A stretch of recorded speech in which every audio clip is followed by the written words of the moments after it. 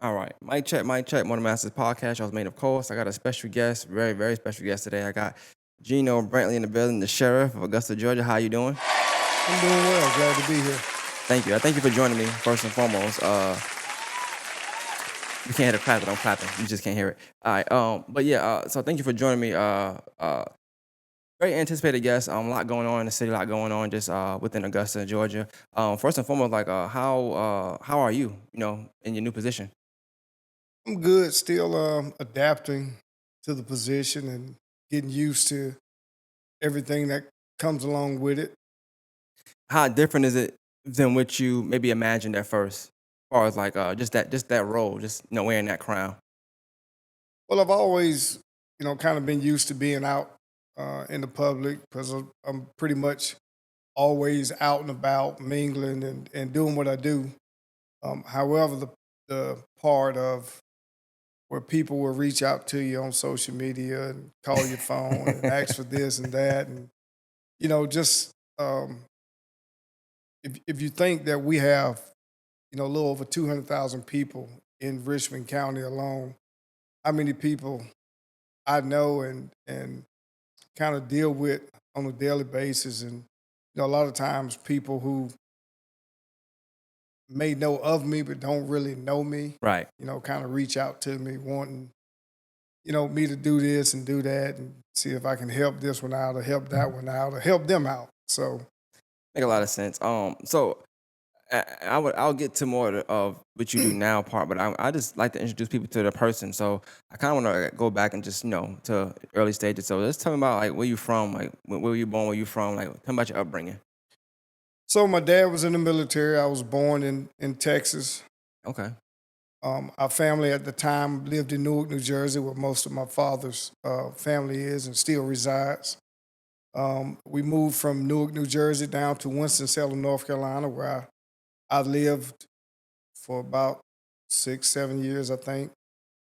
When I turned 10 years old, we moved to a small town in South Carolina, in Hampton County, called Estill, South Carolina. I've heard that. I've seen it on the There's, map. yeah, So there's a federal prison there. Most people know about traveling through Estill or where Estill is because it's on the way to Hilton Head.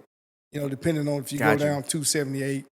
got you. And so a lot of times you will end up going through the town of Estill, which has about 1,200 people there. So I grew up in a small town. So what was that like? I mean, I know it's kind of similar to here, but what was that like growing up there? Like, what kind of kid were you? Like, were you in sports? Were you active? Like, did you have to get in trouble a lot? Like, what kind of kid were you?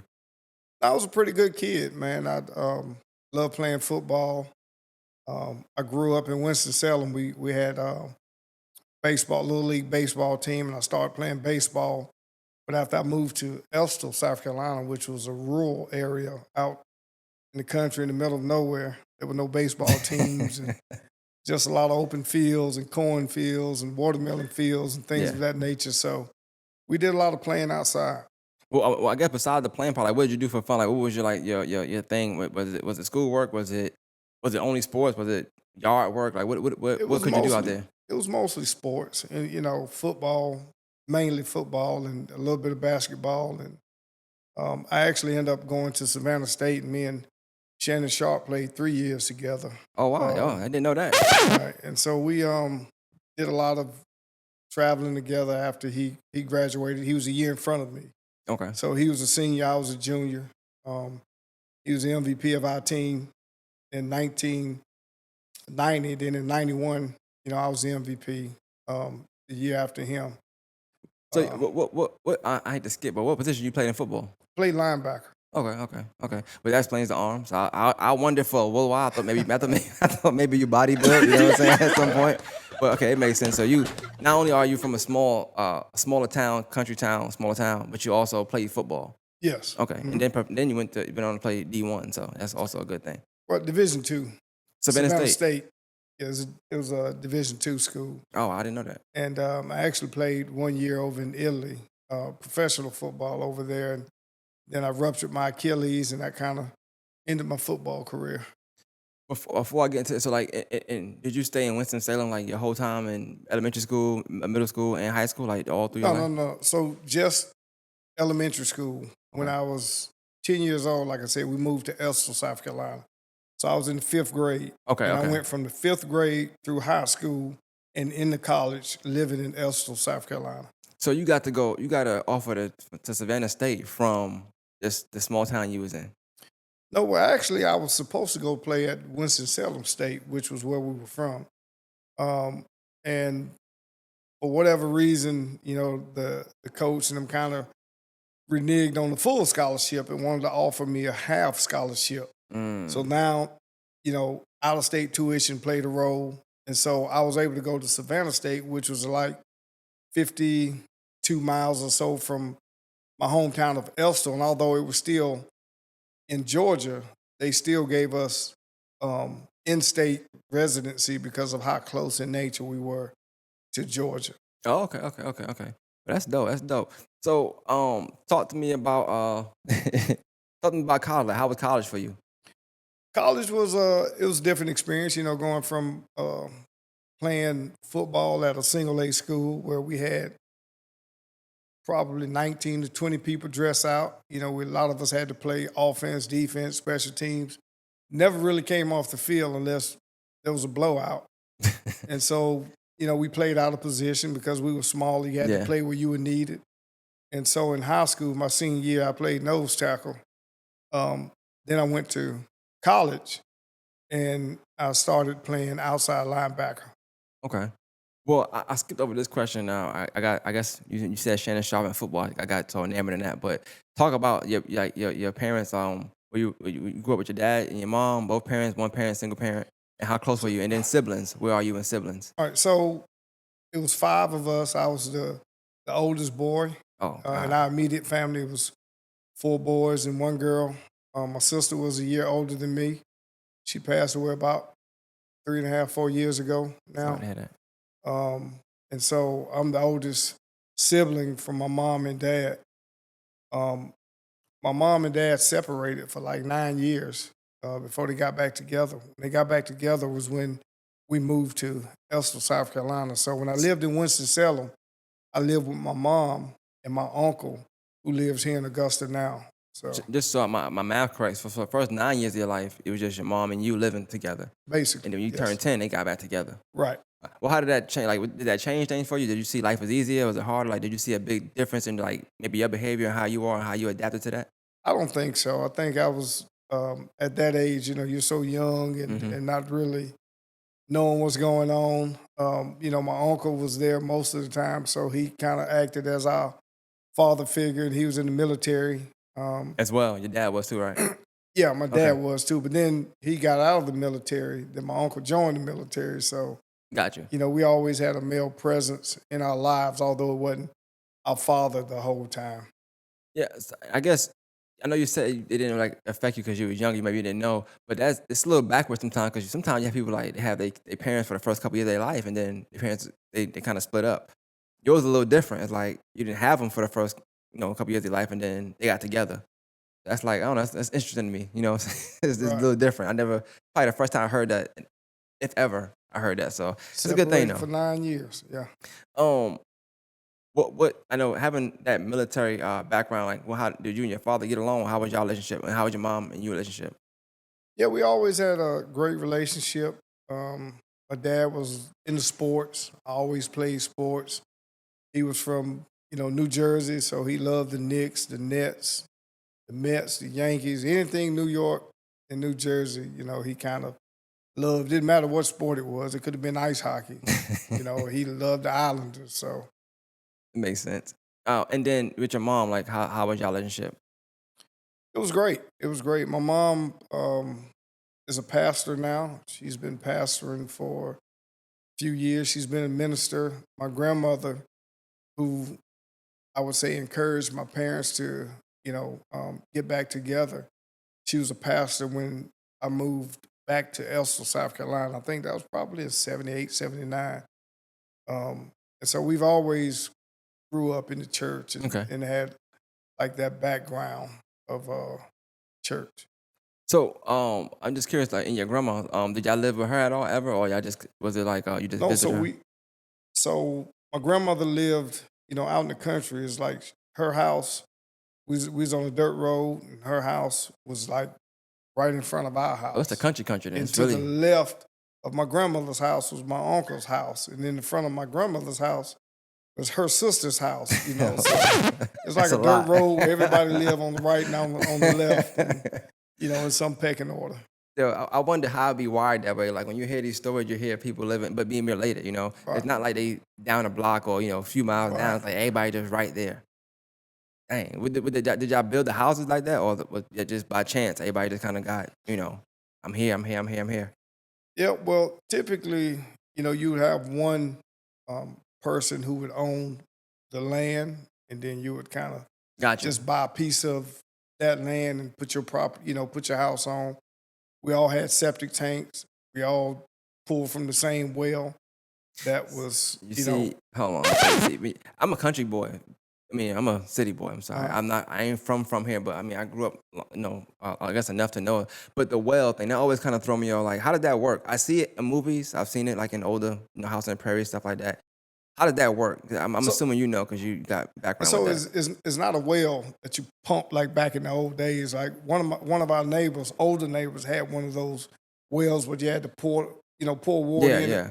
pump it and prime it, and then here comes the water gushing Right. into the bucket. But when I say we had the same well, I mean like it was called a pump house, and it was a pump. It was a well dug into the ground, and it just pumped water to all the houses. So it was like, Oh, okay, okay, okay. you would get water instead of getting it from the city. We had our own pump. Okay, okay. We had our own pump house. I Like, think they got that in Aiken too, if I am mistaken. So it's a county Aiken that has that as well. I worked in Aiken, they used to say the same thing. I was thinking, well, like you take a bucket, you use a string, go down a little bit, and then right. so that's all I know. So I don't know none of that stuff. But okay, so that makes sense. You said you was the oldest. Like, what was that like for you growing up? I'm also the oldest. A lot of things I feel like the pros and cons of you running the things first, I guess, and you can help your sisters and your siblings, like, I guess, get through it.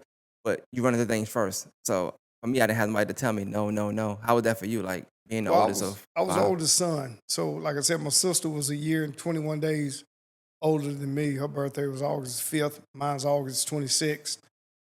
So she was the oldest sibling, and I was the oldest of the four boys. And so, yeah, she basically did most of um, the trial type stuff. And then I Okay. had a brother that, got all the beatings and stuff. He was next to me, 2 years younger than me. So, yeah, he was the one that played with fire a lot. So I'm curious on that, just to get your opinion. Like, so why you think your brother was the one and not you? Like, what did you do to avoid getting a whooping, like versus your brother? Well, I think our demeanors were different. He was, he was one that just was gonna try, just try people. Let me see what I can get away with. Let me do this or do that, And I was just more so the shy one and Yeah. didn't do a whole lot. Was good in sports, was fast, and I just kind of, did what I did. How was it like for you? I would assume this is my assumption now. You tell me if I'm wrong. Being a star player in a small town. So what were you like in that town? Like during the time you start playing football in high school, small town team, small team, but you playing multiple positions, y'all winning games. You clearly was a talented player. What was that like in that kind of town? Like, what did you mean to that town at that time? Well, when it comes to when you say I was the star, I was good at what I did, but we also had people on the team that was, more athletically inclined than I was. We had our quarterback, who was our starting point guard, who won the state championship.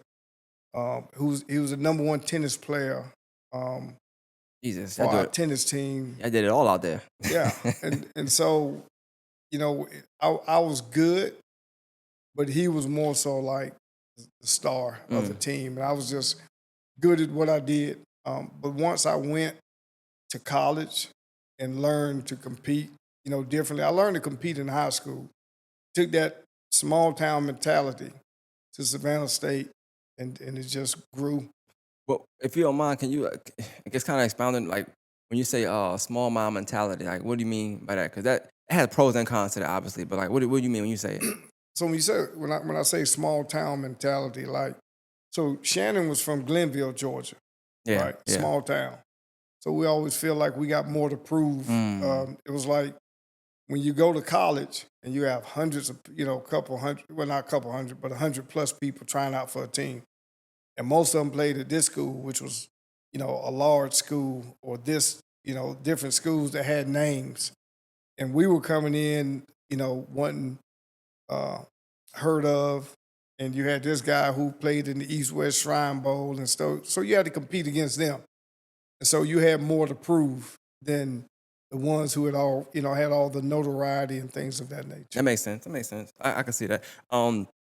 So when you get in college, like, I guess I just want to ask this question. I ain't gonna spend too much time with him, but like, how close were you and Shannon Sharp? Were y'all close? Because football, it's a bigger team than Right. basketball. 12 versus how many be on football.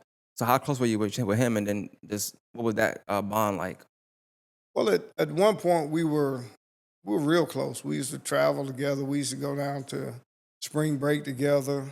Um, I've been to his brother's house in Columbia a few times with him.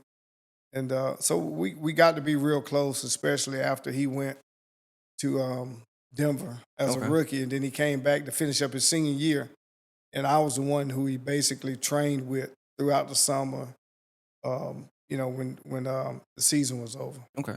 Well, I just curious. Like, I mean, he ended up being a phenomenal football player. I don't know it's too much about his college time, but like, did you see that in him when you played with him in college? Did you see that he could be a Hall of Famer? He was a standout. He was definitely talented, but he definitely had the drive to that separated him. Like I said, he was from a small town, Yeah. so his drive was different. Yeah. He came there, had something to prove. His brother Sterling played at USC Mm-hmm. and was, I think, the number 4 pick in the NFL draft when he came out, and so he wanted to be like his brother. He had aspirations of following his brother's footsteps. So, talk a little bit about just your time. Like, what's some things you learned in college? Like, you played sports, but I mean, did you take the schooling seriously? But did you ever think like, okay, I'm going to the NFL? What was your like initial thought process when you first got to Savannah State? Like, what you thought was going to happen? Well, my goal was to, play football, go to the NFL. Of course, as a kid, you grow up watching football, and Mm-hmm. you have, like nowadays, whether they play basketball, you don't see a lot of kids play as baseball as much as they used to. So you pretty much envision yourself being like the athletes that you saw, Yeah. coming up. And so football was what I was good at. I was fast. I also ran track in college. So I was a pretty good athlete. You did all 4 years or your time Yes. at St. Vincent? Yes. So at what point, and I ask anybody that plays sports, at what point did you feel, or if you ever felt like, because football a little different than basketball to me, but did you ever feel like, okay, well, I'm not going to the NFL anytime during your time in college? Did you No. ever have that mindset? No. You always felt like the next year I could do this, I can make it. The next year I could do this, I can make it. Always felt myself getting better, and always pushed myself, um, beyond what the coaches would ask. Mm. Like I'd always invest a little bit more into working out and into doing things to make sure that I was able to accomplish what I wanted to accomplish. So I know you said earlier, like you was like, I wasn't like the most, like I guess, athletically inclined. Like, what do you think you was missing, like as an athlete? What do you feel like you missed, or was it height? Was it strength? Was it speed, agility? Like, what do you think you just lacked? Well, at the time, I would say a little bit of height. I'm only right at 6 feet, 5'11", 7. Um, and so I was a little short as a inside linebacker, and I was kind of underweight. But I was able to play inside linebacker because I was, physical. I was strong. I Yeah. was fast. And a lot of times in the NFL, they look for prototypical players. Like, I need a quarterback that's this tall. Doug Flutie was the exception. But typically you need a quarterback that can see over the line of Right, scrimmage right. because you got 6'6", 6'7", 6'5", 6'8". And so I think, my height was probably the most challenging thing for me. Okay. And like, what you think you had that kind of I feel like if you lacking something, it's something that you're really good at as well. So where you might like lacked in height, were you fast? Were you very very strong? Like, were those things you kind of like progressed in? I was one of the strongest people on my team. I was also one of the fastest people. The Like strongest I I can tell, said, I can look I at you and tell you're ran strong. So I ran track in college. So ran the 4x1, the open 100, and the sprint medleys, things of that nature. So What sport didn't you play? 'Cause in high school, you play baseball too? no, I didn't play baseball. Like I Okay. said, when I moved to Estill, South Carolina, um, I started off playing recreation baseball. When I moved to the country, Yeah, they didn't yeah. have a little league baseball Gotcha. team. We only had a baseball team in high school. But you ran So track in high school. right, So right. track, football, and play basketball. Yeah, a little bit of basketball, not much. I didn't play on the varsity level, just junior varsity. Okay, okay. I Uh, could have played, but me and the varsity coach didn't really get along, so he was like, "Nah." you was good? I have to ask this question now because I I hear that was story a lot. I gotta make sure. Are you I sure? was I was decent. I Okay, was decent. okay. I'll But say that. we're gonna go with the coach though. We'll do it for GINO right now. So but in college, besides the sports part, did you ever take any of the academics seriously? Was that something you felt like was important, or you just strictly sports? No, well, I was always a pretty gifted kid. I was always smart. Always scored well on the CTBS tests and things of that nature. I actually was one of the first um, classes in Elstall to take pre-algebra in middle school, and we took an advanced placement English course that we got college credit for Okay. as a senior in high school. I was in gifted and talented programs. I was in the beta club, so I was always real smart. I know. Take sports out of it. Anything outside of sports when you were younger that you just felt like I want to do this when I get older. Like, did you have a dream of doing anything outside of sports when you were younger? Well, my dad, after he got out of the military, he was a mechanic, and so my love for cars, racing, having fast cars and stuff, like I do now, Yeah. is probably. So you work on cars sometimes too? I don't really work on them. I pay somebody else to work on them, and I just drive You just them. drive. I used to race motorcycles, so I was more so could work on my motorcycle a little more than I could the Yeah. cars. Okay, so talk about the life after college. So I mean, college ends, and then what happens then? Like, what's your plan now? College is over with. You MVP. You had a great Uh, season. I'm assuming you MVP of the team. so Yeah, uh, after Shannon Sharp left. So right, so I finished college. We waiting on the draft. I don't get what year is drafted. this? This is 91.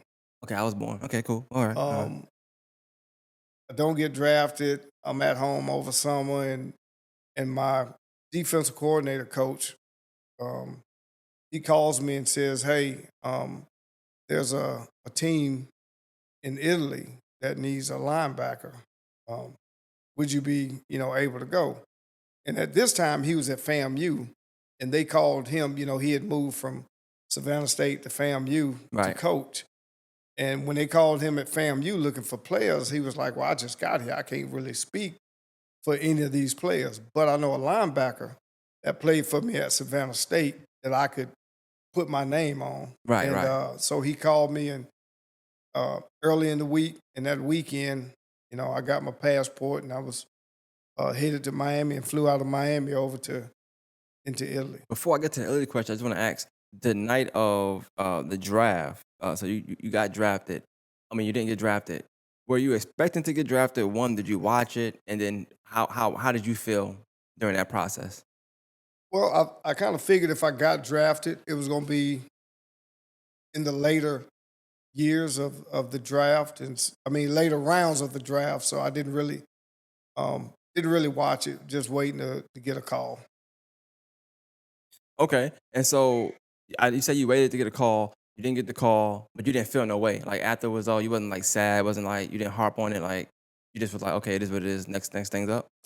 So at the time, I basically ran for all 28 of the teams. Oh, so you Um, went to combines and stuff like that. So you I did. didn't go to the combine, but they would come to college. Okay. They would come there, and we would go to the gym. They'd measure you know, how far you can jump. The broad jump. See what Okay. your leaping skills were. We do the same agility drills that you would do at the combine, 40-yard dash and things of that nature. Okay. Um, Okay. And I just wanted to, I didn't want to skip over that part because I just, when I hear draft and stuff, I just wondered, like, was that a mindset? Like, you're in the draft, you watching it. how like what chances you thought you had of getting drafted versus obviously what somebody else might have thought, you know? Well, I knew it was a long shot, but I just knew all I needed was opportunity to get on the field. You Long know. long shot because of the school maybe you was at, the look shot I did it maybe I didn't get versus the schools like somebody going to I don't know Notre Dame or USC at the same thing of that nature. Was that did that play a role as well? Like you think maybe Well, I the think that was part of it, but like I said, I wasn't the prototypical size of a linebacker, got you. and so I was put into the draft as a strong safety because of my size and my speed, Ah, okay. Well, that makes a difference too. and Yeah, so I makes sense. didn't get drafted. You know, although I played linebacker, I was entered into the draft as a Strong strong safety. safety. Okay, so I want to talk about the Italy thing for a second. You went over there. Describe that experience and then just kind of why you came back. Well, it was different. It was a neat experience. Gave me an opportunity to play abroad. They paid us good salary. Okay, We played, we practiced, and it was just like that was your job. We got to travel Europe, um, go to Rome, and see a lot of the different statues, the Leaning Tower of Pisa, and yeah. different things like that. So it was a wonderful experience. The experience. How was it like? With the language and then the food. Did you like the food? Was the language a problem for you? There was definitely a language barrier, but we had a translator Okay, who would basically go with us, and most of the time their second language was English, so they could okay. speak, um, pretty decent English enough to where we could kind of communicate. And I remember going to one of the clubs one night, and I could hear the American music playing. I'm like, oh yeah, that's all right. And I get in there, and they sing it. They can sing the song word for word, but if you try to talk to them, they don't know what you're saying. That's how it be. Yeah. um, I guess if you can, like, tell me or talk about, why 1 year? Why not? What made you not want to stay there? And what made you come back? And then what went into that decision of like, okay, well, good experience, but I'm moving on from here. So over the summer, I said I ruptured my Achilles, Oh, okay, and so that kind of hampered my career. And so back then, you didn't recover from that Achilles was a career injuries. ender. You hear that? It's Yeah, over. yeah. Back then, any ACL, MCL, anything with your knee, if you had a surgery, you were Mhm. pretty much done. Now you can have a surgery and you be back in a couple months. Yeah, yeah, that's what You I'm hearing. know, and so I think at that time, Dan Marino was probably one of the only people who had successfully come back to play from a torn Achilles, Mm, but he wore brace. like a special boot, Yeah. and of course, he's an NFL quarterback, so they're gonna have the best of the best, and he still limped. Um, what space did that leave you in? Somebody who, your dream is to play in NFL. You've been playing sports all your life at this point. You have a career ending injury. Where are you mindset wise once this happened? It's on to the next. So no dwelling on it. Not No, no downtime, no sad, no boo hoo, just like, what's next? no, just on to the next, man. It's you learn to deal with deal with things that you have at the time and just move on. So moving on, what did you move on to? So I started working at Savannah Riverside. I got a job out there in the insulation craft with Bechtel. Okay. And so I worked there as an apprentice for a couple of years. And then they had a massive layoff back then. And so I got laid off during um, that process. So, Real quick, just a little double back. Hey, he with you? yeah. Oh, okay. My Yeah. bad. How you doing? Just a little double back. What were you what did you major in? Business. Business? Okay, Yeah. okay. Business Just management. that's important to me. I know we talk about sports, but I want to make sure. So when you went to Savannah Riverside, at any point did you try to work within your field, like create a business, work for a business, be a manager? Like you just what made you pick business then? And like what made you pick that in college? I just always felt like I wanted to own my own business. Okay. Like most successful people had their own business. Mm. And so I just thought that, getting into business management would help me at some point. if I was to make it in the NFL, then I had enough money, I was gonna be able to own and run my Got own you. business Got you. because now I have the education Okay. to do that. So after Savannah Riverside, it don't work out or it's a layoff. So like, I'm gonna ask again. I'm gonna ask. I feel like I know the answer already, but were you down? Were you sad? Was it? Or was No, it just on to the just next? on to the next, man. Just on to the next. So what was the next after that? Like I guess I'm trying to get like a timeline of like I'm pretty sure So at some point you start being successful in things. so So so then I became the recreation director for the town of Elster. okay, So direct meaning like kind of like what Bernie Wood would be to yeah, Augusta. Okay, yeah, recreation director. We didn't have a rec center, but we used like the elementary school okay, gym, the middle school gym, and we just provided sports, um, things for the elderly. Like we do bingo nights and just different things for the community to kind of keep the kids occupied throughout the summer hmm. when school was out and on the weekends. Well, I'm just asking.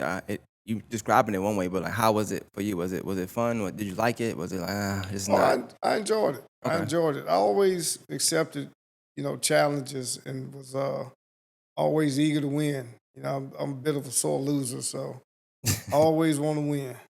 Well, in working for the recreation, what was that next stepping stone in doing that, and what did you learn? I guess in your small town of Esther, like what did you learn while you were doing that job?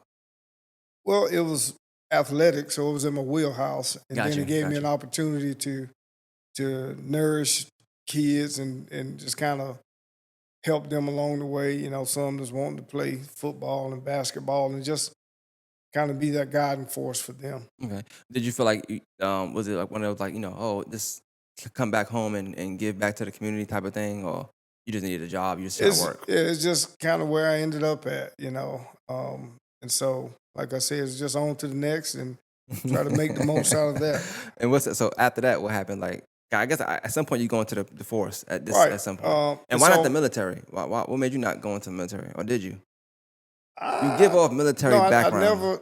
I never, you know, I'm not gonna say that, but I wasn't a military type. I You got you. know, Okay, that makes I sense. did That makes all the sense. running I wanted to do when I was in college. Okay. All right. So what was next after the wreck in Estill?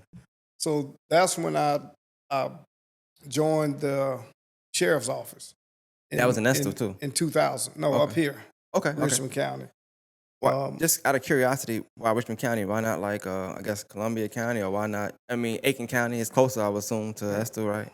and so I moved here from Elstow. Once I started working at Savannah Riverside, I met a lot of people and stuff here, and so I moved up this way. And when I went to the gym here, I would run into a lot of the guys who worked for the sheriff's office. They were working out. I was coming in the evenings and would work out and Okay. meet them there, and we just kind of had that camaraderie and started to kind of hang out and do things together. And they just pitched and say, "Hey man, why don't you join the sheriff's office?" And That's kind of how it you started. was like, hey, why not? On to the next. On to the next thing. So you had and this I'm just asking this irony. It's like you're a sheriff now, but like you never had no admiration to like be in a force. That was never a thing. You just happened to be somebody Man, who was working out. listen, if you talk to people from my hometown and my college, they never would say like, "Man, ain't no way he's the sheriff." Like, I I didn't do anything to kind of get locked up, but I Yeah, did yeah. enough. Right, I right, kind of right. You stayed in. lived. I You was kind lived. of devious. Would do stuff, and when I was in college, man, we'd be fighting and carrying on. Just I can see it. young folk stuff that you kind of grow out of when you get older. Yeah, definitely, definitely. That's funny though. You get the vibe. Like one thing I say, like I said, as a sheriff from the prior one we had, I never really seen him out and about. I don't think I've seen him in person a day in my life, but I see you everywhere. But you seem comfortable, so it's something at least amongst my peers and people I talk to. We always like the fact that you're outside and comfortable, we know you come from a background just being outside, going to the club, going having fun. You mentioned earlier going to the club. You said mic check 1 2 1 2. You about to freestyle, so I know it's something there. You know what I'm saying? So that's not, I guess, anything very off that I guess anybody would think. When it comes to you. But so 2000, you start to you join the force. Now explain to me what you were you a cop? Were you I don't know the difference in none of I this stuff. started off in the jail. I worked the jail What this 401? at 401 for about a year and maybe a year and a half. I Okay. worked at the jail before I went through the academy. Um, then once I got certified, I wanted to go back to the jail. I didn't even want to work on the road. I enjoyed working in the jail so much when they said, "Hey, you know, you got to go back to the jail. I mean, you got to go to the road patrol." I was like, "Nah, I'd rather just go back to the jail." You know, that was the kind of vibe that I had Yeah. with the people that I work with. We had a great shift. Everybody came to work, did their job, and we just had fun at work, man. It was, um, What was one of the bigger differences in I assume maybe pay, I don't know, but what was one of the differences in like working in the jail, which was 401, which is no longer now, but 401, and then I guess going to being patrol.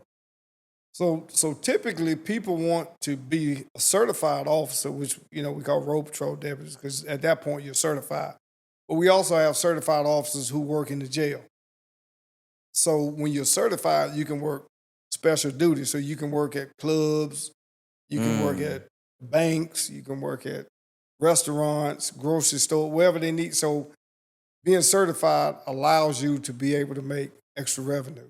So you say work at a bank, like not to diss nobody, but like let's say I go Bank America and it's a guy standing outside, just open the door for everybody. You mean like that? That guy? Yeah, something like that. Okay, Like we okay, would different banks, we wouldn't be like out front. We mostly be inside, got you, got you. Okay, okay. And you said more revenue, so like that's in addition to what you working, because you can do right. it. So once you become a certified officer, your salary is increased. You have like a jailer pay, and then you have a jailer pay, then you have a certified jailer, and then you have a certified police officer Okay, or peace okay, officer. okay. When you become a certified peace officer, you go from this pay scale to this pay scale.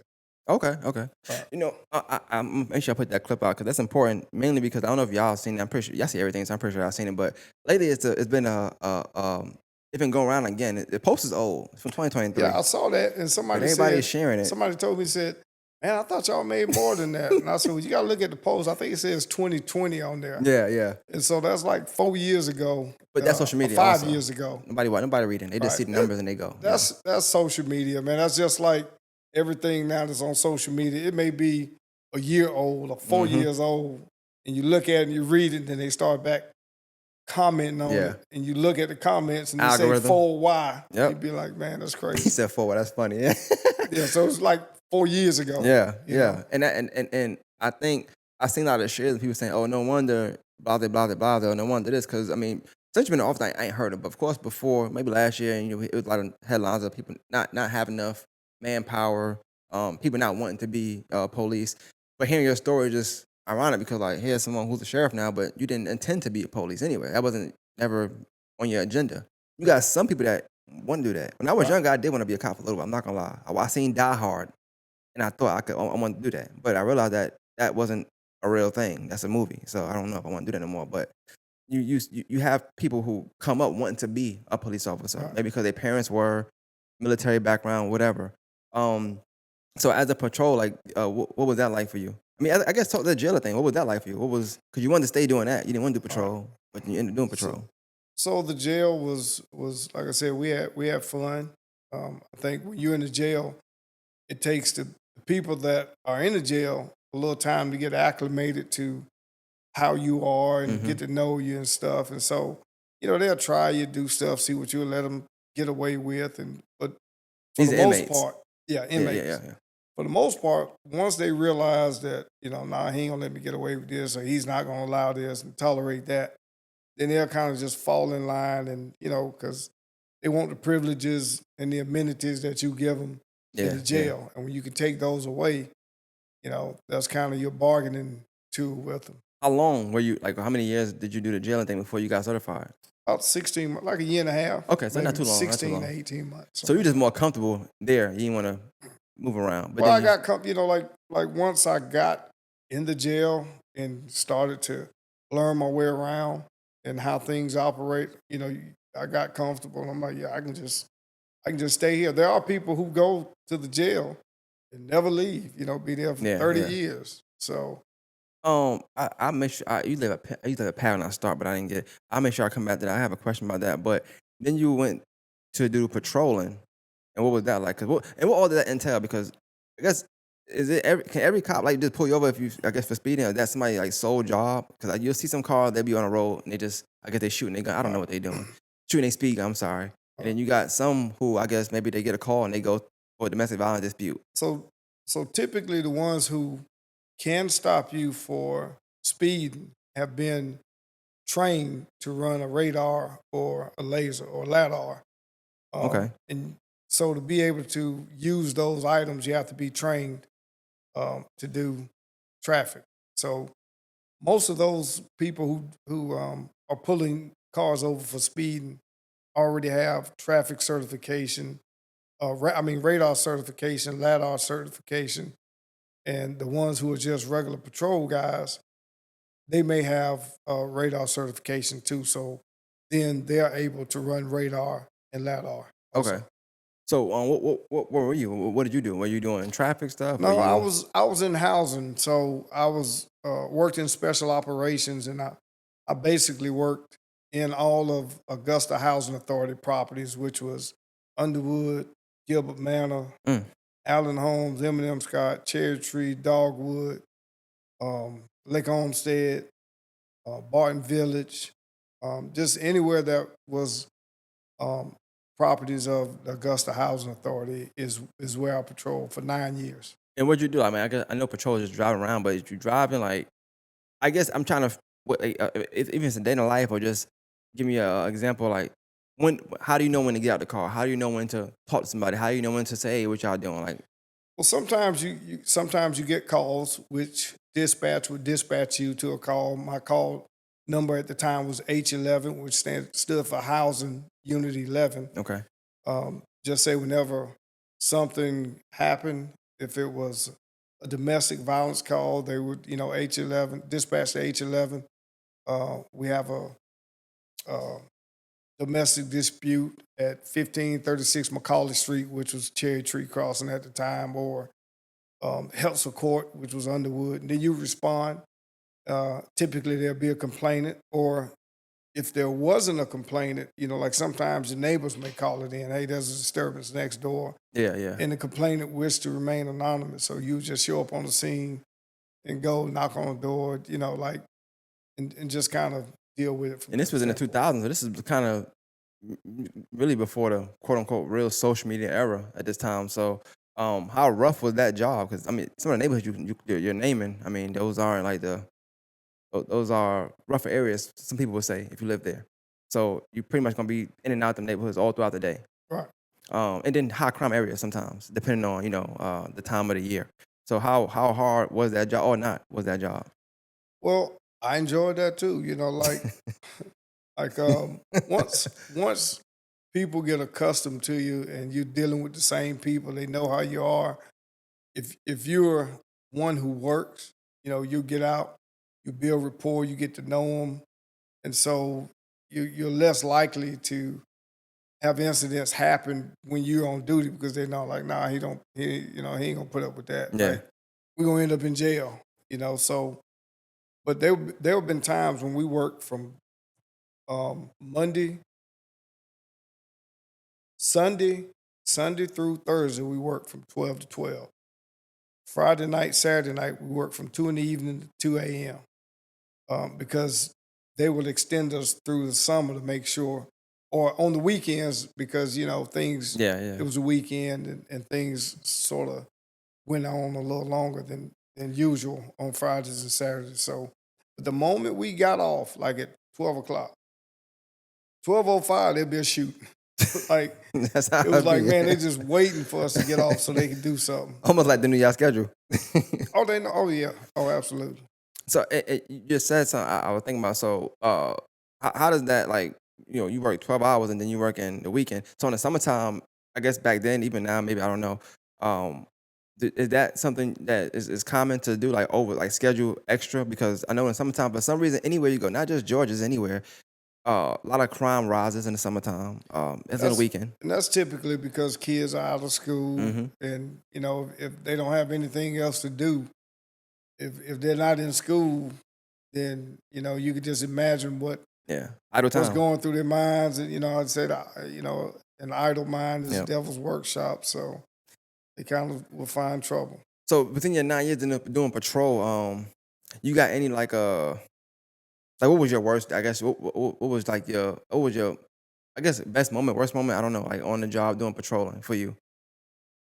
Man, I would say I had so many good moments because just doing this job, able to kind of help people um, deal with problems and stuff that they're going through throughout the course of the day, has reached some kind of a resolution. So I definitely had more good days than bad days.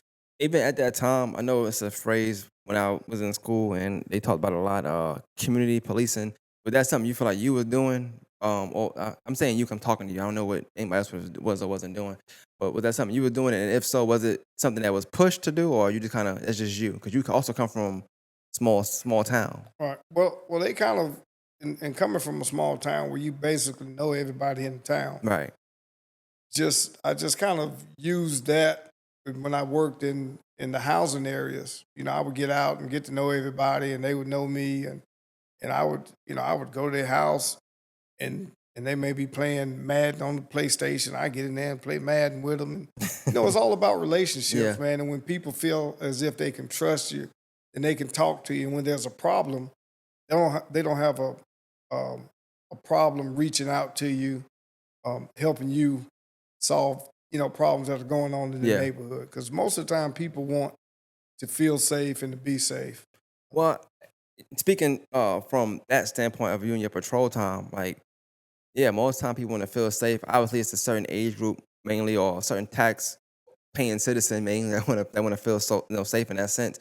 How was it when you did the patrol to balance the people who wanted to feel safe, who really wanted police in the area, versus those who didn't? It was a time in the era where like it was always, I guess, quote unquote, F the police, quote in a sense, or I don't mess with the cops. You can't even say hi to the cops. It's a dumb rule, of course, but it's like that was a thing.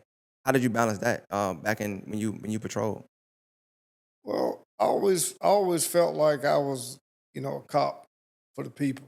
Like I always got along with them for the most part. Like I said, people, regardless of how you are, as long as you're fair, um, they're more likely to get along with you and help you out, and Yeah, just. And so I never really had any bad relationships with people. Um, but there were a few who, tried you, and um, we just figured it out.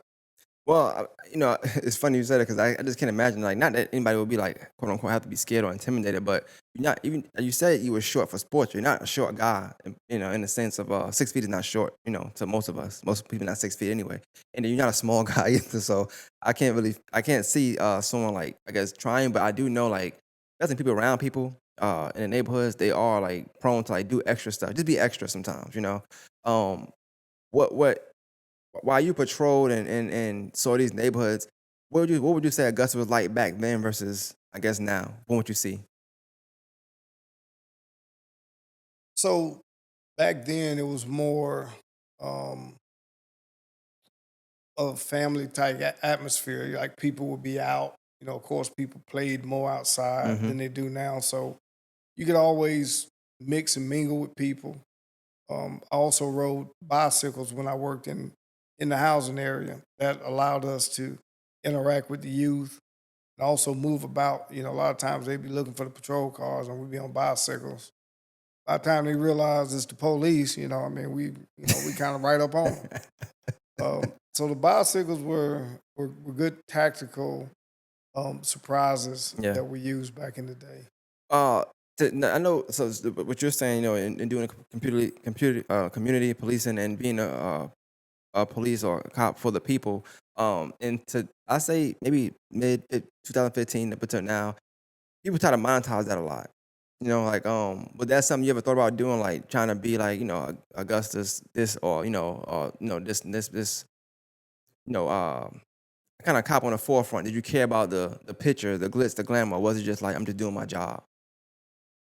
I just care about the community as a whole and keeping it safe. And it's not so much about me. I think is more so about the men and women who actually put the uniform on and actually go out in the neighborhoods and deal with the people more so on a day-to-day basis. Yeah, So that's what it's about. It's about saving lives. I mean, we have guys out here shooting and killing each other um, over senseless things, nonsense. and so I feel like we need to bring some type of awareness and for them to understand that they're more than just a number. Because at the Mm, end of the day, you do the wrong thing and it's easy to get in trouble. But at the end of the day, if somebody shoots you or you shoot somebody, you're a number.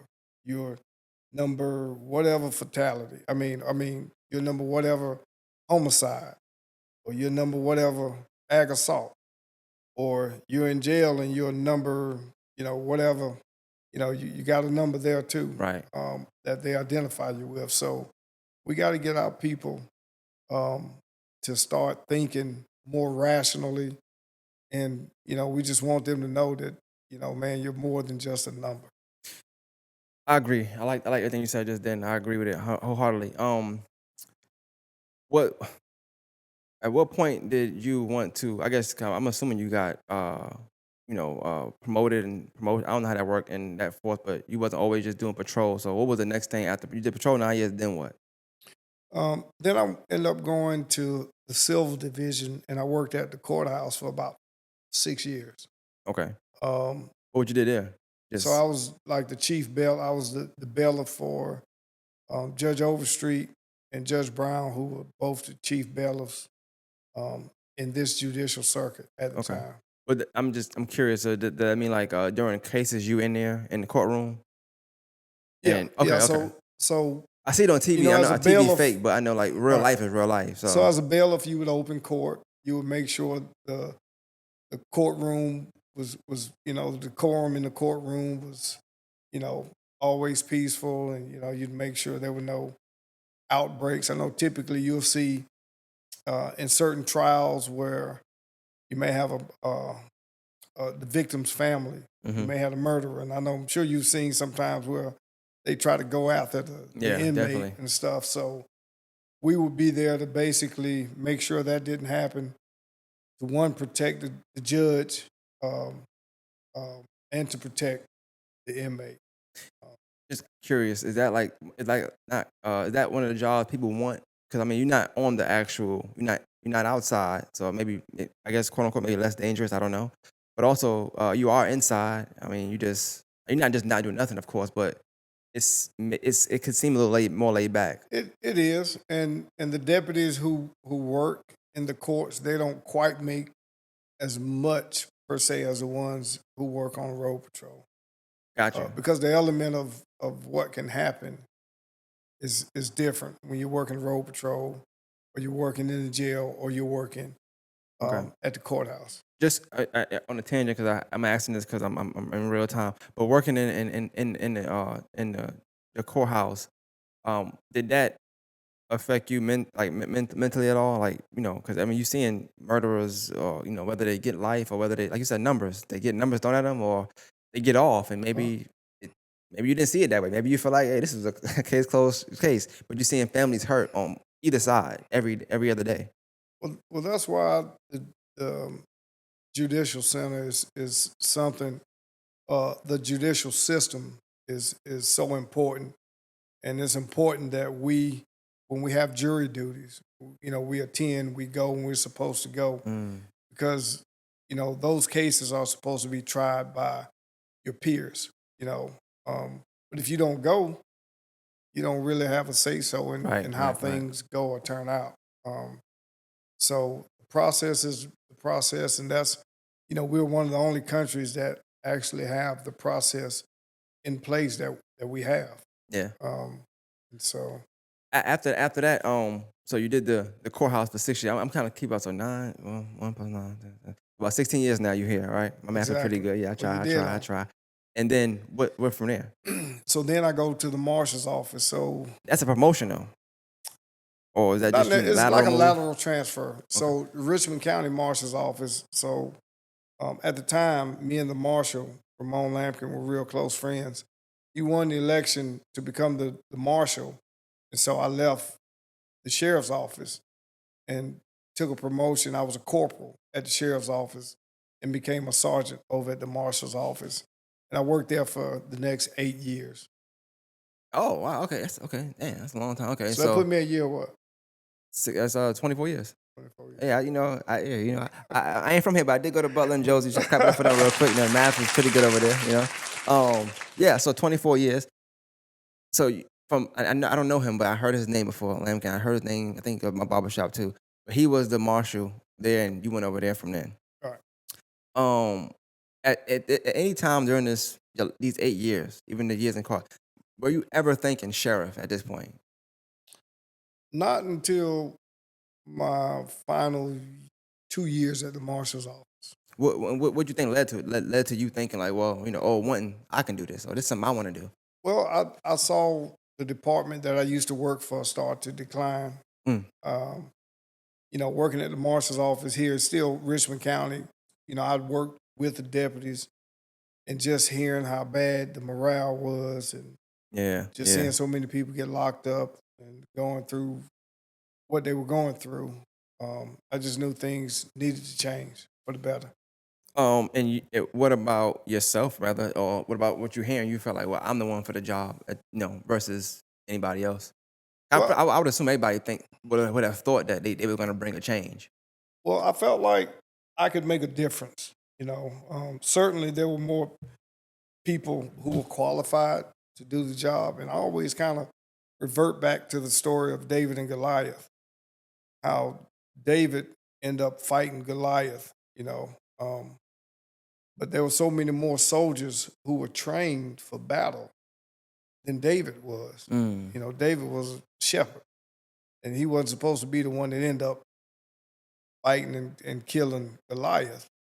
But he was the only one that had the courage to do it. Although you had people who were trained and skilled and qualified to fight, none of them had the courage to really take on the challenge of fighting Goliath. And so that's kind of what I did, just had the courage to step out and say, hey, somebody needs to do something. so I know that you said that your final 2 years is when you started to think about the actually becoming the sheriff. What steps went into actually putting that on the forefront? I do watch some old stuff. Probably not accurate, but I've been watching The Wire a lot lately. And I thought about you last night. I don't know. I thought about it last night because it's the part where it is a guy. He about to run for mayor. I know it 'cause I watched it 10 times. But he also has a counterpart that wants to run for the same thing, right? And I don't know if this is your story. This is just something I thought on my mind because I talked to so many different people. And he says to his wife, he's like, well, I kind of need him to run 'cause I'm gonna run, and if in order for me for me to win, he has to run too. He just don't have this. And it kind of what you just said, it just kind of made me think of that. Like people can run, they can be qualified, they can be overly qualified, Right. but it's something. It's certain components you have to have within you. Sometimes you got to be built in you. You got to just have it. It's not something I can teach you out of a book. I can't read something to you and you got it. It's either in you or it's not in you. Right. And I kind of sensed that as well. Even just the whole election from what I saw. But what steps did you take in them final 2 years to catapult you to even become a selected member of just wanting to run for sheriff. So I had to grow a lot. My mindset had to change. The way I looked at things needed to change because there was a point in my life, um, for the majority of my life, I just wanted to come to work, do what I was going to do, didn't really care about nothing else, and go home. Okay. But then, after being in a position of leadership, now you have to start caring about the people who are under you and making sure they're okay. Hmm. And so you develop a lot of trust and um, rapport and things of that nature with them. And so I had to do a lot of soul searching, had to, like I said, change the way I thought. My mentality had to change. I had to grow up real fast Yeah. to be able to take on, this task. You said something I spoke about a couple years ago. Just in management. I'm in management as well. Not a sheriff, of course, but just in management. And I was talking about that. I said, it's a time in life when you at work or you at a company entity, whatever you want to grow it, but you there, and you just want to go to work, come home. Like that's your main thing. At 7 to 4, I'm coming in at 7, leaving at 4. I don't care what the problem is. I'm leaving at 4, not 4:05, not 4:03, 4 o'clock. Right. But then you grow. You become someone of importance or a leader. Let's just say a leader, right? And then you realize, okay, well, a lot of decisions you make whether you it's something small as saying hi to somebody or not waving at somebody or not acknowledging somebody, but really gonna affect somebody under you day. They're gonna take that back home. Because Right. now it's called a dinner conversation. So the guy's gonna go home and talk to his wife and his kids about how the sheriff didn't say hi to me today, or Gino didn't say hi to me today. And like what's his deal? Meanwhile, it was nothing in you because you wasn't thinking about it. But you got to change how you think and how you move and realize like every action, every decision you make is affecting someone that's looking at you because all eyes are on you. Right.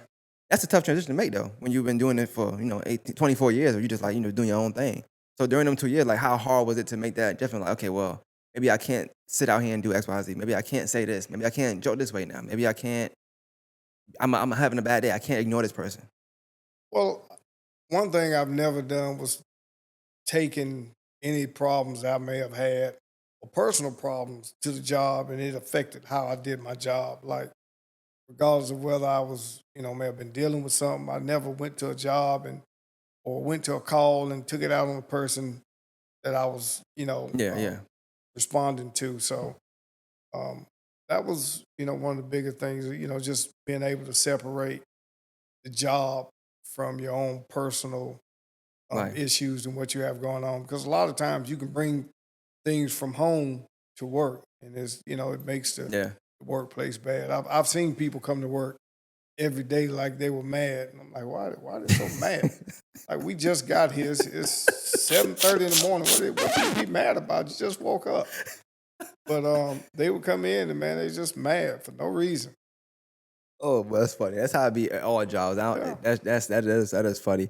Um, so, so you getting closer to it being time to run, Mhm. right? Are there any hurdles that you didn't foresee that you had to overcome, as opposed to just obviously getting your name out there and stuff like that? But like a lot of the groundwork, were there any like hurdles as far as like, okay, well, maybe this happened to kind of put something in front of you to stop you from going?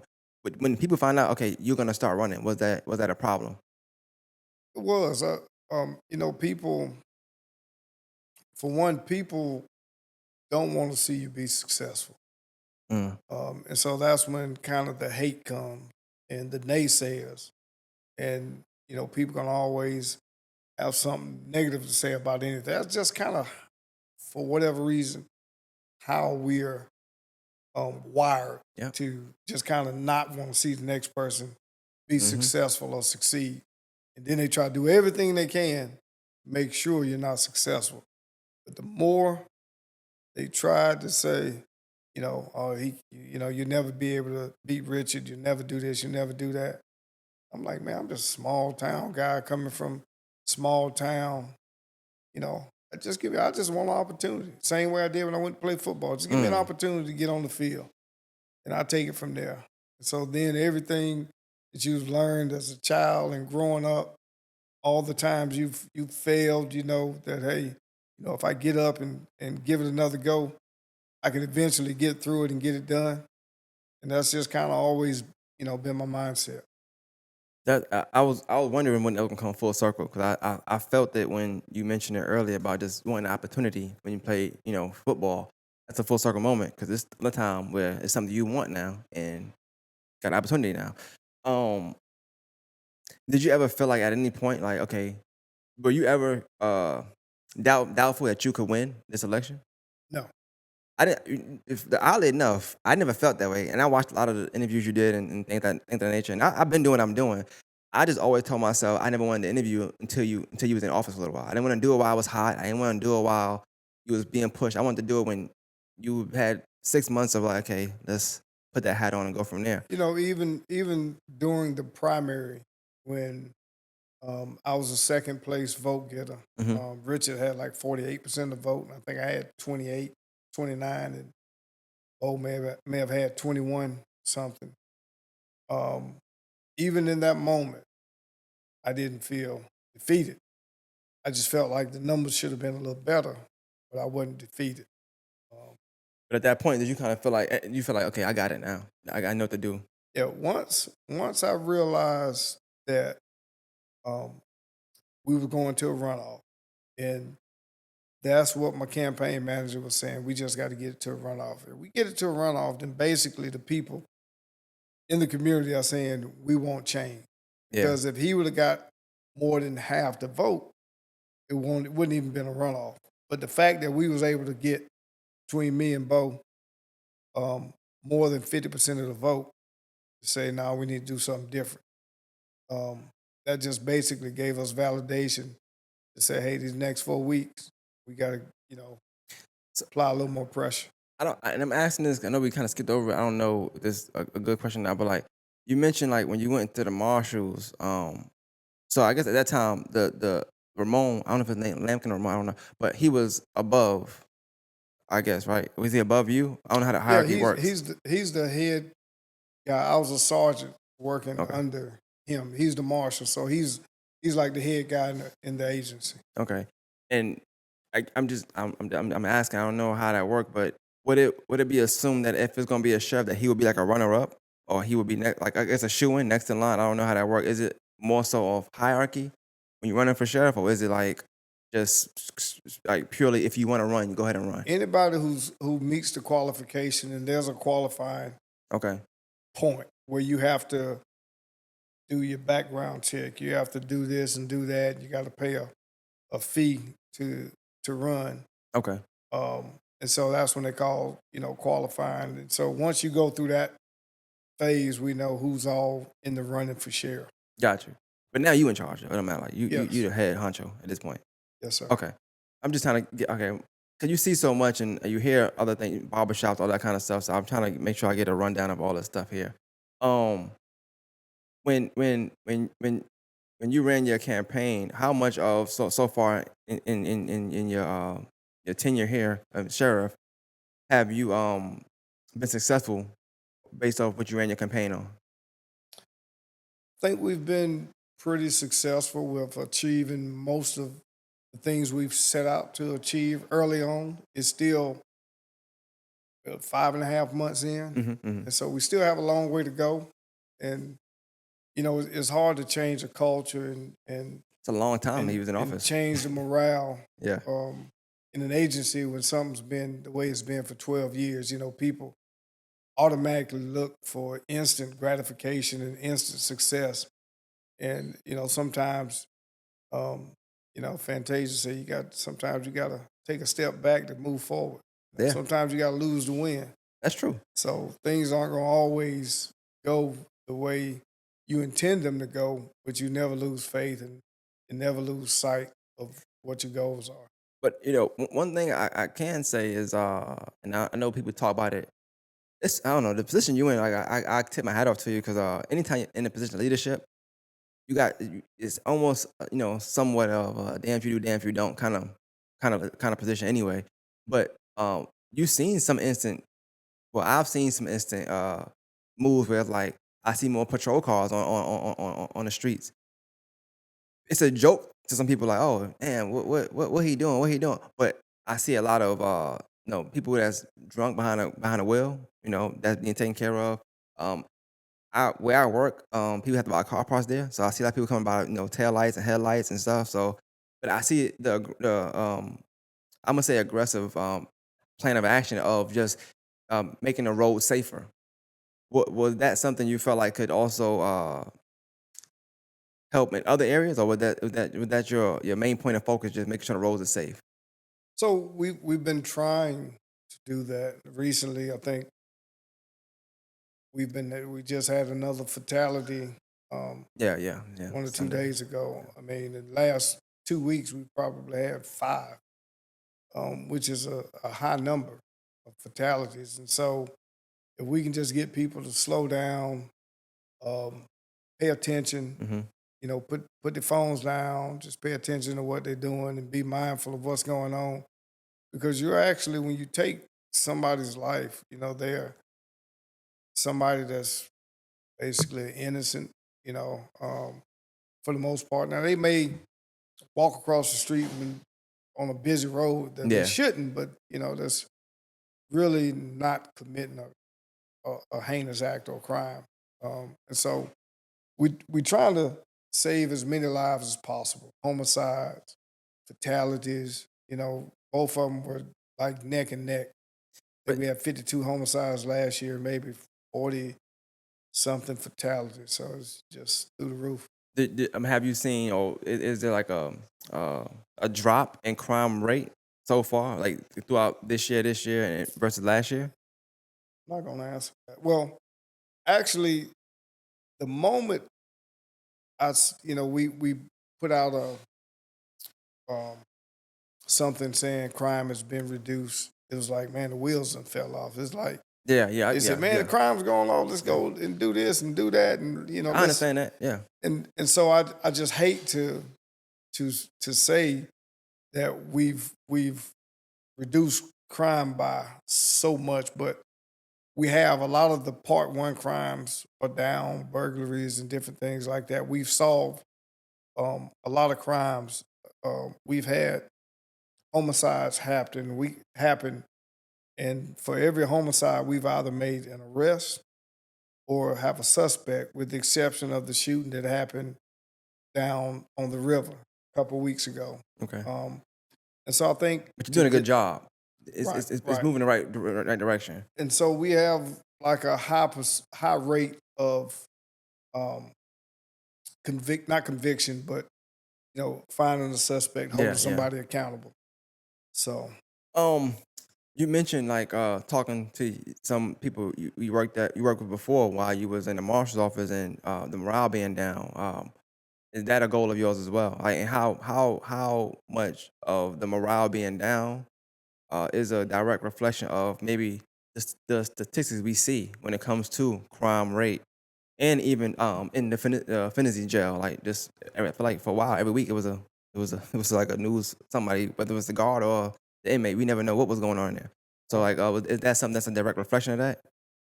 Well, yeah, absolutely. I think when the attorneys visit the jail now, I've heard from numerous attorneys that things are a lot better. The deputies seem more pleasant. They're not as agitated. They're not overworked. And we still have a ways to go, but Hmm. we've made a lot of improvements at the jail. It's still not a place you want to be. Of course, if you could be home, I'd be in the jail. Yeah, me neither. I don't want to visit. but I don't want to go. we've made a lot of improvements, and we're still working towards getting things better. Was that something? That's the only thing I ever had a really like problem with per se. Was like I always felt like, well, yo, I feel like I don't know. At some point, it felt like maybe it could have been media. I don't know. But as I'm reading stuff, I'm like, well, is it safer out here? Or is it safer in there? Every time was something like really, really drastic. Was when you decided that, you were gonna run for sheriff. Were you ever worried about like some things you couldn't maybe possibly change? Because there's so many maybe not in Georgia per se or in Augusta per se, but I see a lot online. People say, oh well, the inmates run the jail. This one, and you are also as somebody who started off in the jail. Like, what are your views on that? Because you've done it before and successfully. Well, I know you could make an impact, um, regardless of how much of an impact. You can always do something to help the situation be Mhm, better than what it was. mhm. A lot of times people aren't willing to do that. Sometimes it's the little things that matter and make the biggest difference. And so once you're able to kind of say, well, look, I gotta at least if I can get this right, I can Yeah, make change. And like I said, a lot of times it's the little things like just walking in, um, like Friday night, I was out answering calls, in uniform like this, responding to calls along with the deputies, because you want them to know that, sometimes things get a little busy, yeah. like, hey, I'm here, I'm gonna help lighten the load as much as I can. Because when they're successful, then we're successful. I've seen on social media, I've seen Jordan Johnson say he was helping this night, and I seen another guy say, I'm doing community police work, that, and that, third. I think even seeing a community want to join and be a part of helping is something new for one, but also a good thing. I think you seem to be so accessible, whereas that wasn't a thing before. Like in order to get, in order to get a comment from the sheriff before, we had to go through the jail report, which some of us don't want to do. All right. And so one of the three things that I campaigned on was being accessible and actively engaged in the community and being approachable. And that's for the department as a whole, the agency, not department, but the agency as a whole. Want to make sure we're accessible. We're actively out patrolling and making sure the streets are safe and we're approachable. We want people to be able to come to us and tell us what's going on. Because if they don't feel like they can talk to you, they definitely not going to tell you anything. So it makes it more difficult to solve cases and solve crimes. So um, having those relationships are very important. At so far with how would you describe like the first 5.5 months that you've had in office? How would you describe that? Learning process. I think, like I said, we're going trending in the right direction. Morale has gotten better.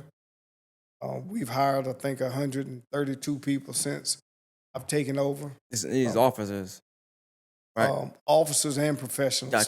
staff. Just Um, amongst in the police force, in the right, force. right, Okay. right. And we've also lost about 52 or 53 of them due to them getting a better job. Some of them we've had to terminate. Some of them just didn't want to police anymore, Hmm. especially with the shooting that happened here recently in Columbia County. It affects um, how our deputies go about um, their job. Sometimes Makes the sense. reality actually hits them at that moment. And so we've had one or two say, hey, man, I don't think I can do this no more. And so although the tragedy happened in the next county, it still affects and affected us. You mentioned, seeing a change from, people not being, I guess, so burnt out as well, especially when it comes to Finizio and things like that. How much of you think what you're doing now, like, was needed? A fresh set, of fresh eyes, fresh body, fresh mind, a fresh outlook on what Augusta actually needs, and when it comes to your position and what y'all do, what y'all carry out. Well, I was always told there's no growth without change. Sometimes you have to change to reboot and kind of refresh. So I just think change was necessary. A lot of times people, when they aren't willing to change, then they can't grow. So, I got a question. I don't know if somebody want to know, like, is Augusta Police Force going to continue to be on cops 24/7? I don't know what that even means. Is that a true thing? I don't know if you're on cops. I see reels, but I don't know. I don't watch TV like that. So so we have had the cops episode here, um, and I think they were involved in an accident. Oh, That for real? one of the deputies were in a pursuit, and they were in the car, I think, and so they got injured. One of them got injured and Oh, ended up wow. suing us. So we're not Oh, yeah, doing yeah, yeah. You can't do we're not that. doing Yeah. that no more. Whoa, Yeah, whoa. yeah. Yeah, you can do that though. Like, you can want to be a part of it. I mean, that's a dangerous job as cops, right? You would think that, that's not a If thing we can. there's still some liability. Like you could sign a waiver and we can be found at fault for something, and they can sue us, or so there's always liability. Um, so yeah, you did the police side of things. You worked your way up, so you know that side of it. Is the budgeting part hard? And I don't have no budgeting question because I think that's too much. But is that part difficult? As far as like trying to build, like, incorporate that into also what your decision and what you think is good for the community? Because you might think one thing is good, but then it's like, well, it is good, but ain't no room for that right now. Like, So and there's a lot of that. So this year's budget was put together by the previous administration. So this year we're actually operating within the confinements of the budget that was given to us Okay. by the previous administration. So whereas I may feel like we need to do more community outreach programs, which take um, funding from, you know what I'm saying, whatever Something the else. cost is, and it's not there, then we have to do something different. So And that's yeah. just this year. So like you'll be able to be more So involved in that. next year we'll come up with a budget that's more catered to how we want the agency to move. And how long is each like term, sheriff term? How 4 years. 4 years. So Yes. you got time, you know. I mean, you're doing good now, but I'm saying you still got time. Like within for you not to have the budget, I guess control of the budget this year, I still think from what I'm seeing, of course, things are going well. Um, I always say like I'm a taxpaying citizen, so me seeing and I'm a law abiding citizen, so me seeing a lot of cops and police on the road don't really bother me. Right. I don't even drink or smoke, so it don't bother me at all. I see where it bothers other people, of course, you know, but I don't. A roadblock ain't never gonna do nothing to me. That's Right. fine. Most worst thing can happen, I have my license on me, but it's always gonna be good.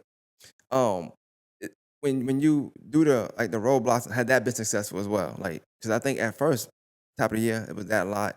How did it feel doing it? And I asked that question because I see a lot of pictures of you. You smile a lot, you know, you're outside not, but you also got your, you know, your gear on. You know, you with your team.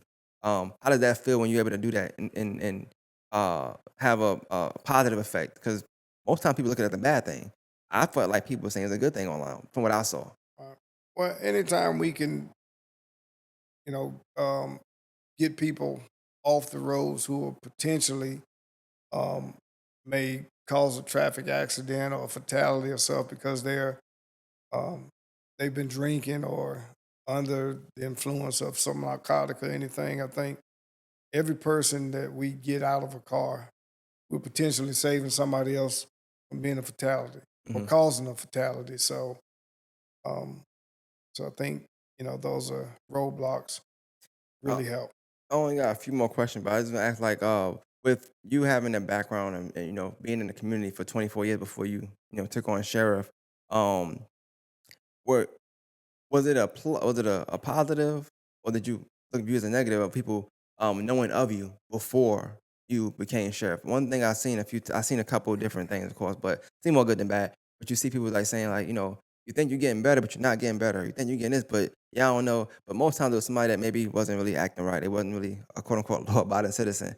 So I would say they probably was on the wrong tracks and running into you or whatever the case may be. I don't know how that worked out. But did it ever affect your run or affect how you view whether how you were gonna be when you became a sheriff?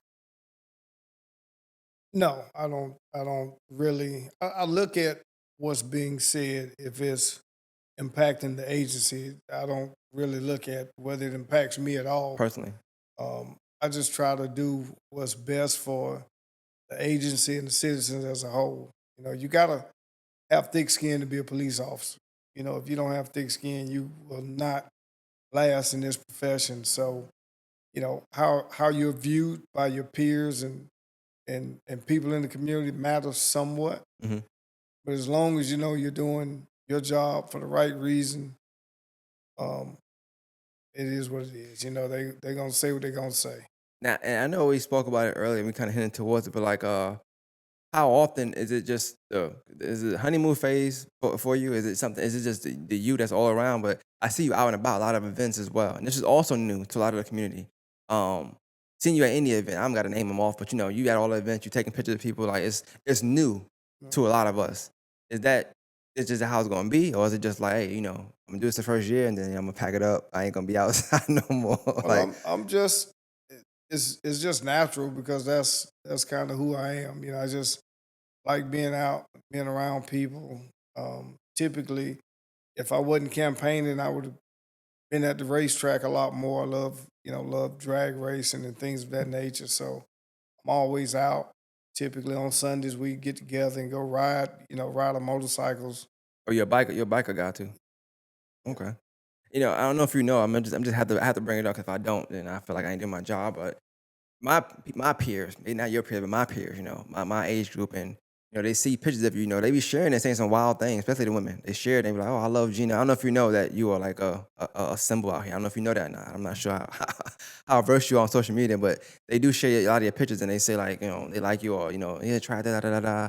Does that ever bother you doing your job, or is it just something that you used to, especially being a sports person back in the day and stuff like that? Never bothered me doing my job. I've always kept business business. I've worked a lot of clubs, a lot of places, and that's one thing that I've never got hung up and confused. Anything personal with business, it's always business. So like, because I'm wrapping up now, but what goals, I guess, have you do you want to meet? Like, if it's something you can say, well, this will make my tenure successful, my time and sheriff successful. What's some things that or some goals that you want to achieve? Not just you personally, but as a team, Augusta. So at the end of the day, when I walk away from being a sheriff, whether it's 4 years from now, 8 years from now, 12 years from now, I want people to say, that guy made a difference because he cared, he had empathy, um, he sacrificed, and he was for the people, and that's what I want to be remembered for. Just being a sheriff for the people, um, by the people. Well, I will say, like, I think, of course, you starting off on rifle, you're doing a good job. From what I see, um, I like everything that when I hear about you, and when I speak about you to my people, my peers, it's always in good talks. We don't have nothing negative to say. Like I said, change was needed. I don't have to like beat a dead horse. It's not important to do all that, but I definitely think change was needed. I think any change is good change for us right now, for people like me that, like I said, that pay their taxes and that care about the safety of the community. I think it's a good thing. But and from the media side of me, like one of the biggest things I told somebody the other day was like, when I got the call from you, I wasn't expecting it. I just like I know you tell somebody, hey, tell such and such, I want to interview, and you call like on a Monday, the first day back to work, you call, hey, what's going on? I'm such and such. To me, that is a good form of like knowing that you had some sort of community policing, when you did what you were doing, because some people too busy.